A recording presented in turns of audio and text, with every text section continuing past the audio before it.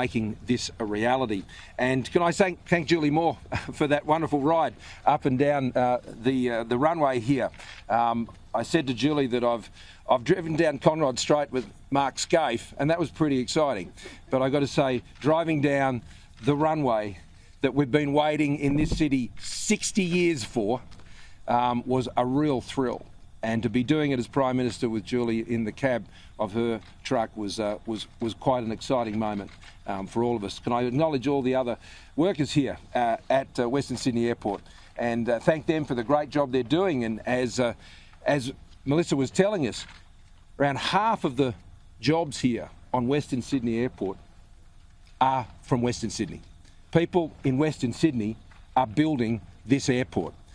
We make things here in Western Sydney, and as Melissa McIntosh and I often say, and Sarah Richards and the whole team out here in Western Sydney, we make things, we manufacture things, and we build things, and we build big things. And this is a big thing. And, you know, in this country, we want to build even more. There's 1,200 jobs alone in just the construction of this runway. 1,200 jobs. And that's part of 11,000 jobs that are created by this massive project here for the airport. But, you know, that's part of 120,000 jobs that have been created and are underway right now in the pipeline of projects that we're delivering in infrastructure right across this country.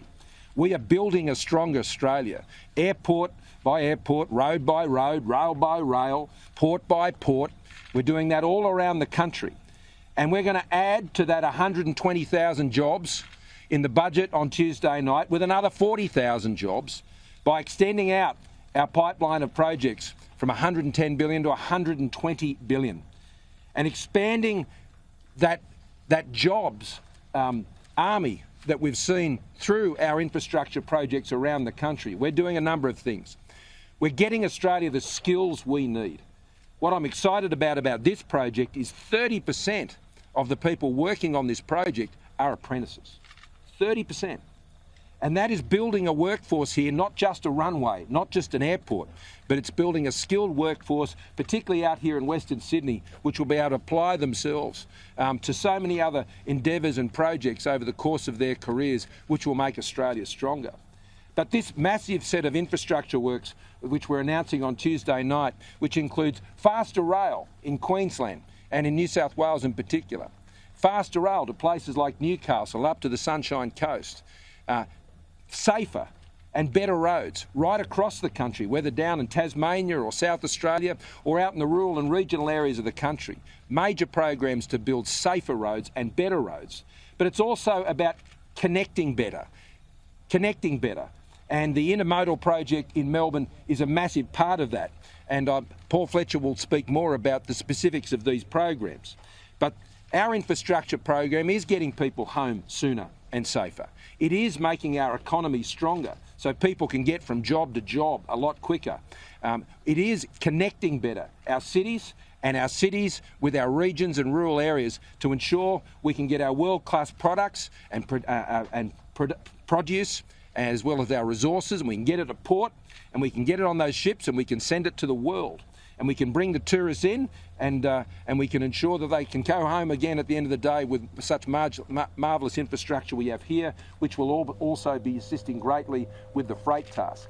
And so the companies are getting this too. Not far from here, you see the big Amazon distribution centre and the logistics centre that are being built up around this infrastructure here that the government has stepped forward to deliver. Same will be true with the intermodal down there in Melbourne. And the faster rail projects, making it more possible for people to be able to get to work quicker and live in more places across this incredible country. Now, I've come here today particularly to announce the expanded infrastructure program that will be in the budget on Tuesday night for a particular reason. Because this project, I think, demonstrates more than any that our government gets things done when it comes to building infrastructure.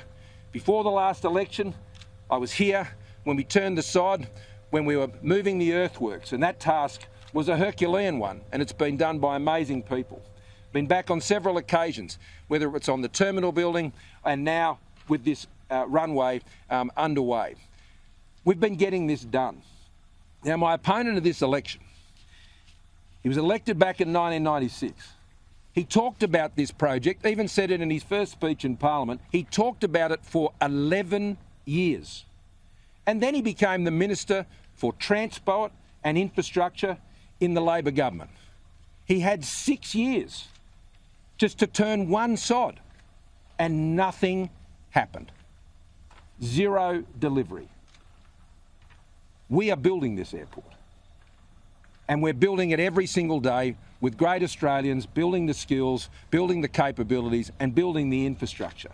So when it comes to who gets it done, who actually delivers, and who talks about it, I think Western Sydney Airport, particularly the people of Western Sydney, say it very, very clearly. They talk about it in Labor, we do it in government. And that is the history of this project. It demonstrates our delivery. Now, this infrastructure works that I've announced for the budget tomorrow night is obviously part of a very important budget for the country. And that budget is all about a plan to deal with those cost of living pressures now. That immediate relief that is required to deal with the very real cost of living pressures that are on Australian families and on Australian businesses, particularly small businesses, right now. The impacts on fuel prices and things like that is really causing some great concern to people. And the budget on Tuesday night, the Treasurer will hand down, will provide that immediate relief. But that's part of a balanced and responsible plan. We've taken the time to get that package right. And that feeds into our broader economic plan. Our broader economic plan, which is about investing in the skills and the infrastructure that Australia needs to grow our economy, but needs to ensure that people can get home sooner and safer and be better connected. The budget is also about guaranteeing those essential services with the record investments we have in hospitals and in schools. But it's also about delivering on Australia's defence and security needs, something that this government has always had on the top of our priorities. It's about a stronger economy, a strong economy for a stronger future. One other announcement that has been made today in the budget is about housing. It's hard to buy a home. Particularly hard to buy it in this city, but it's hard all across the country, and it's been increasingly hard in rural and regional areas, particularly over the last few years. And this is one of the major issues when it comes to addressing cost of living pressures. Now, before the last election, just like I stood here and said, we're building this and we're getting underway, and look where we are now, 30% of the way through. A week out from the last election, I said we're going to get more Australians into their own homes. And we had a range of projects to do that. We have now, over the course of this last term, put more than 300,000 Australians directly into their own home. And that's been achieved through the Home Guarantee Scheme, which we announced before the last election. It was known as the First Home Loan Deposit Scheme. We've done it through the Home Builder program, which Labor opposed. We've done it through the First Home Super Saver account, which Labor opposed. We've done it through the National Housing Finance and Investment Corporation, that's particularly been helping people to get into affordable housing. All of these projects has seen our government directly get 300,000 people into their own home in a housing market that's been tough. And we've done it by dropping the amount of deposit that they needed to get that first home, saved some people 8 years. We've done it by ensuring with the Home Builder program, the grants to enable them to build their own home, which has really saved our residential building industry during the course of this pandemic. Today, we're extending that out, our Home Guarantee Scheme. It'll be doubled to 50,000 a year. That's 50,000 Australians, families, individuals, single parents and others who will directly benefit and be able to get into that home which is their dream. And they will join the more than 300,000 that we've already helped to get there. So we're very proud of that announcement. At the last election, Labor went there promising higher taxes for housing.